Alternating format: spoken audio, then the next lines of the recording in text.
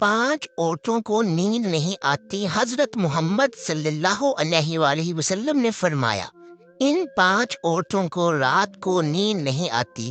وہ 5 لوگ یہ ہیں۔ بسم اللہ الرحمن الرحیم۔ ناظرین، کیا آپ کو رات کو سوتے وقت اکثر کروٹیں بدلنا پڑتی ہیں؟ تو اس کی وجہ جو بھی ہو، مگر اس کا نتیجہ جلد موت کی شکل میں بھی نکل سکتا ہے۔ یہ بات برطانیہ میں ہونے والی ایک طبی تحقیق میں سامنے آئی ہے۔ ایئر یونیورسٹی کی تحقیق میں بتایا گیا ہے کہ جن افراد کو رات کو نیند نہیں آتی یا آدھی رات کو جاگ جاتے ہیں، ان میں جلد موت کا خطرہ بہت زیادہ ہوتا ہے۔ اس تحقیق میں 5 لاکھ درمیانی عمر کے افراد کو شامل کیا گیا تھا اور دریافت کیا گیا تھا کہ نیند کے مسائل سے دوچار افراد، بالخصوص ذیابیطس کے مریضوں میں، اس کے نتیجے میں کسی بھی وجہ سے موت کا خطرہ 87% تک بڑھ جاتا ہے۔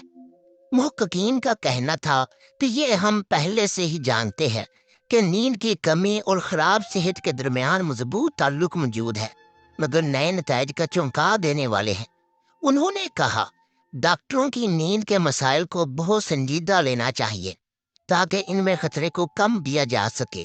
ان کا کہنا تھا کہ ذیابیطس سے ویسے ہی مختلف امراض سے موت کا خطرہ 67% تک بڑھ جاتا ہے، مگر ایسے مریضوں کو بے خوابی یا نیند کے دیگر مسائل کا سامنا ہو، ان کے لیے یہ خطرہ 87% تک بڑھ جاتا ہے۔ اور اس سے قبل 2019 میں کیلیفورنیا یونیورسٹی کی ایک تحقیق میں بتایا گیا تھا کہ محض ایک رات کو کم سونا بھی ذہنی بے چینی، خوف یا اعصابی خلل کا خطرہ 30% تک بڑھا جاتا ہے۔ طبی جریدے جرنل نیچر ہیومن بیہیویئر میں شائع تحقیق میں محققین کا کہنا تھا کہ ہم نے گہری نیند کا ایک نیا فائدہ دریافت کیا ہے، جو رات بھر میں دماغی کنیکشن دوبارہ منظم کر کے ذہنی تشویش اور بے چینی کو کم کر دیتا ہے۔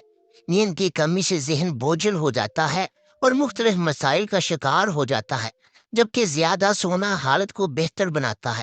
ناظرین، آئیے اب بات کرتے ہیں ان عورتوں کے بارے میں جن کو رات کے وقت نیند نہیں آتی۔ حضرت محمد صلی اللہ علیہ وآلہ وسلم نے فرمایا، 5 عورتوں کو نیند نہیں آتی۔ وہ 5 عورتیں کون سی ہیں؟ جاننے کے لیے ویڈیو کو مکمل ضرور دیکھیے گا۔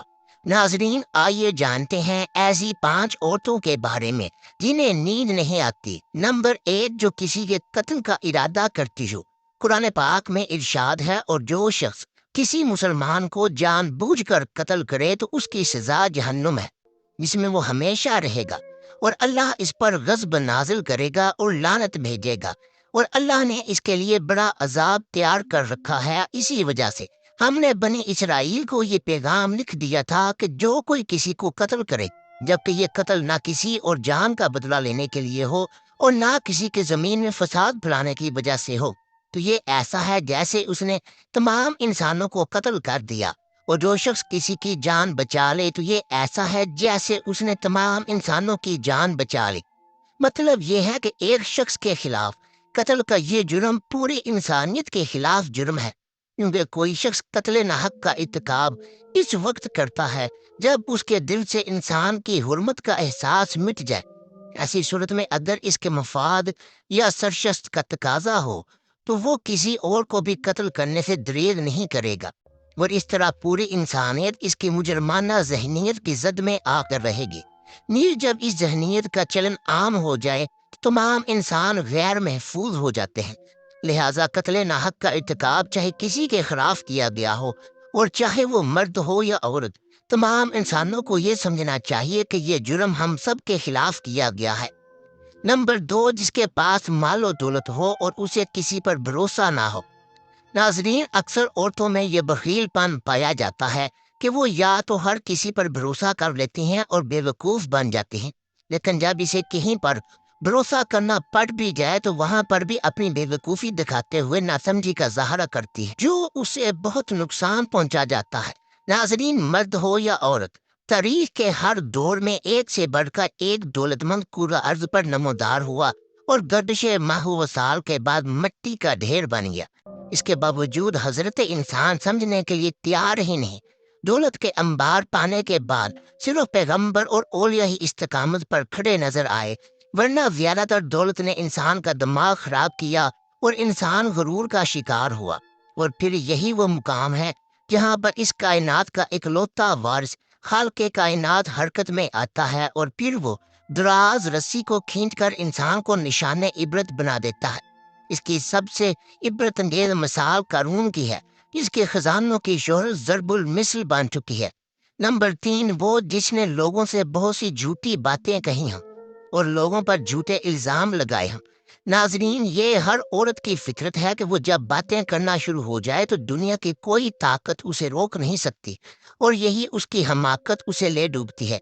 عورت جب باتیں کرنا شروع کرتی ہے تو وہ بہت زیادہ جذباتی ہو جاتی ہے، پھر اسے جھوٹ سچ کا بھی خیال نہیں رہتا، اور پھر یہی چیز اس کی رات کی نیند حرام کر دیتی ہے۔ حدیث شریف میں ہے کہ جھوٹے گواہ کے قدم ہٹنے پر بھی نہ پائیں گے کہ اللہ تعالیٰ اس کے لیے جہنم واجب کر دے گا۔ جس نے کسی مسلمان کو ذلیل کرنے کی غرض سے اس پر الزام عائد کیا تو اللہ تعالیٰ جہنم کے پل پر اسے روک لے گا، یہاں تک کہ اپنے کہنے کے مطابق عذاب پالے جو کسی مسلمان پر ایسی چیز کا الزام لگائے جس کے بارے میں وہ خود بھی نہ جانتا ہو، تو اللہ تعالیٰ اسے جہنمیوں کے خون اور پیپ جمع ہونے کے مقام میں اس وقت تک رکھے گا جب تک کہ اپنے الزام کے مطابق عذاب نہ پا۔ نمبر 4، وہ جس کی ذمہ داری زیادہ ہو لیکن اس کے پاس دینے کے لیے کچھ نہ ہو۔ کائنات کی تلخ ترین اور شفاف حقیقت بھوک ہے۔ بھوک بڑی بد ہے۔ انسان، چرند، پرند اور ہر ذی روح مخلوق اپنی بھوک کے سامنے بے بس ہو جاتے ہیں۔ یہی وجہ ہے کہ جو موجودہ حالات کے پیش نظر غربا اور بے سہارا لوگوں کے سامنے بھوک ایک بڑا مسئلہ بن کر کھڑی ہو گئی ہے۔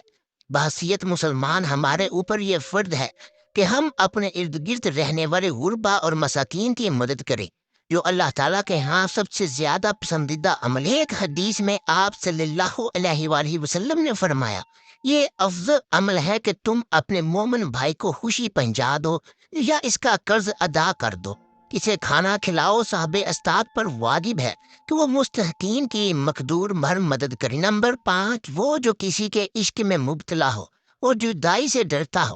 کسی اپنے کی جدائی کبھی بھی آسان نہیں ہوتی۔ اس جدائی کا احساس آپ کو دنیا کو برباد کر سکتا ہے اور ڈپریشن کو بھڑکا سکتا ہے۔ وجہ چاہے کچھ بھی ہو، کچھ لوگ محبت کرنے والوں کی جدائی کو جلد ہی قبول کر لیتے ہیں اور آگے بڑھتے ہیں، لیکن کچھ کو ڈپریشن کا سامنا کرنا پڑ سکتا ہے۔ اللہ پاک ہم سب کی پریشانیوں کو دور فرمائے، ہمیں پرسکون صحت مند زندگی عطا فرمائے، اور ہمیں ہر جان لیوا بیماری سے محفوظ رکھے۔ آمین ثم آمین۔ ناظرین، آخر میں کمنٹ باکس میں اللہ تعالیٰ کے 99 ناموں میں سے ایک نام ضرور ٹائپ کر دیں، اور اپنا بہت خیال رکھیں۔ اللہ حافظ۔